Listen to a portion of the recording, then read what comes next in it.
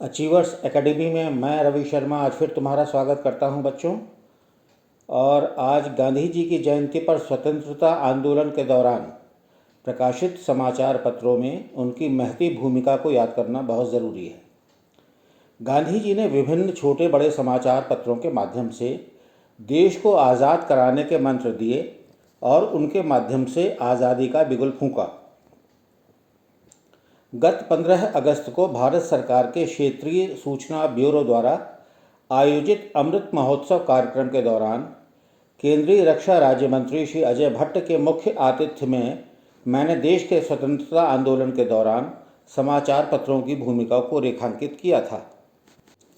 सच पूछा जाए तो सबसे पहले देश में अंग्रेज़ों के खिलाफ जन जागृति और राष्ट्रीय चेतना फैलाने का काम समाचार पत्रों ने ही किया। यह कहना अतिशयोक्ति न होगी कि लोगों में आज़ादी को लेकर ऊर्जा का संचार करने में हमारे छोटे छोटे समाचार पत्रों ने अग्रणी भूमिका निभाई। ये छोटे अखबार ज़्यादातर हस्तलिखित होते थे और अंग्रेज़ों से बचकर प्रसारित किए जाते थे। गांधी जी का इनको विशेष सहयोग प्राप्त होता था। गांधी जी पत्रकारिता को वैचारिक क्रांति का एक सशक्त माध्यम मानते थे। वे स्वयं कई पत्रों के साथ जुड़े थे। विभिन्न भाषाओं में निकलने वाले अनेक समाचार पत्रों पर गांधी विचारधारा का असर था। 15 नवंबर 1851 को श्री दादा भाई नौरोजी ने गुजराती में रफ्त गुफ्तार नामक पत्र निकाला। राजा राम मोहन राय का बंगदूत बंगला में हिंदी, फारसी तथा अंग्रेजी में छपता था और समाज सुधार का पत्र था। बाल गंगाधर तिलक ने मराठी में केसरी नाम से प्रकाशित होने वाले साप्ताहिक पत्र के साथ जुड़कर कई अग्रलेख लिखे। इन लेखों के आधार पर उन्हें कई बार सज़ा सुनाई गई। इन अग्रलेखों से जहां जन जागृति फैली, वहीं भारतीय स्वाधीनता संग्राम के प्रमुख नेता के रूप में यह सामने आए। स्वाधीनता मेरा जन्मसिद्ध अधिकार है, यह नारा उन्होंने ही हमें दिया। उनके केसरी अखबार ने आंदोलन में प्रवर्तक की भूमिका निभाई। श्री मदन मोहन मालवीय ने दैनिक हिंदुस्तान का संपादन किया और पंडित मोतीलाल नेहरू लीडर के निदेशक मंडल के प्रथम अध्यक्ष बने।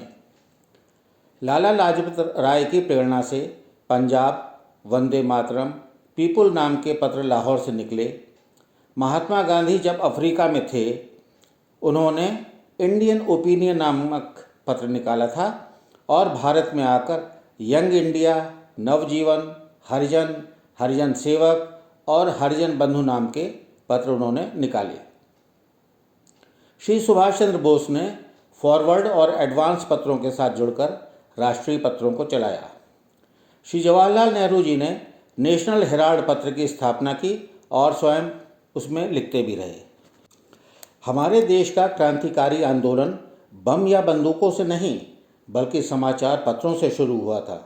युगांतर जिसके संपादक श्री अरविंद घोष थे तथा इसके साथ वंदे मातरम पत्र, जिसकी स्थापना श्री सुभाष चंद्र मलिक, देशबंधु चित्तरंजन दास और श्री विपिन चंद्र पाल ने 6 अगस्त 1906 को की थी।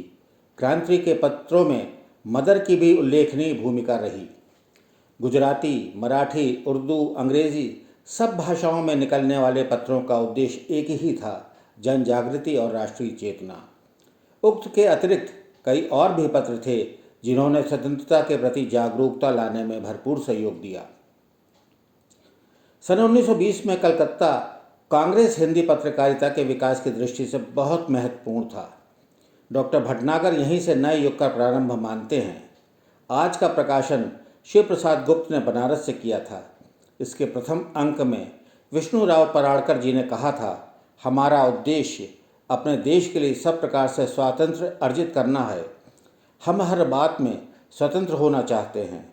हमारा लक्ष्य है कि हम अपने देश का गौरव बढ़ाएं, अपने देशवासियों में स्वाभिमान का संचार करें, उनको ऐसा बनाएं कि भारतीय होने का उन्हें अभिमान हो, संकोच नहीं।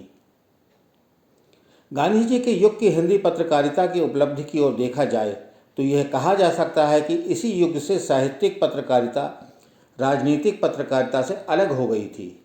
इसी समय मतवाला, हंस, चांद, माधुरी, विशाल भारत तथा सुधा जैसी पत्रिकाएं निकली। इन सभी पत्रिकाओं में गांधी जी की मूल चेतना का स्वर मुखरित हुआ। मतवाला उस समय का एक महत्वपूर्ण पत्र था। 31 मई 1924 की संपादकीय में कहा था, यदि आप स्वतंत्रता के अभिलाषी हैं, अपने देश में स्वराज्य को लाना चाहते हैं, तो तन मन और धन से नेता महात्मा गांधी के आदेशों का पालन करना आरंभ कीजिए।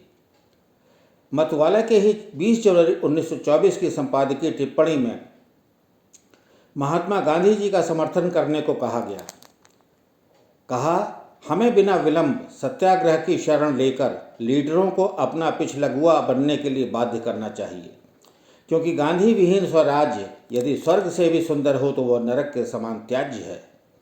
उस एक महात्मा पर ही शत प्रतिशत स्वराज्य न्योछावर कर देने योग्य है। उसके बिना स्वराज्य का सपना भी कैसा, वही हमारा प्रत्यक्ष स्वराज्य है। इस युग की हिंदी पत्रकारिता का यही मूल और मुख्य स्वर था।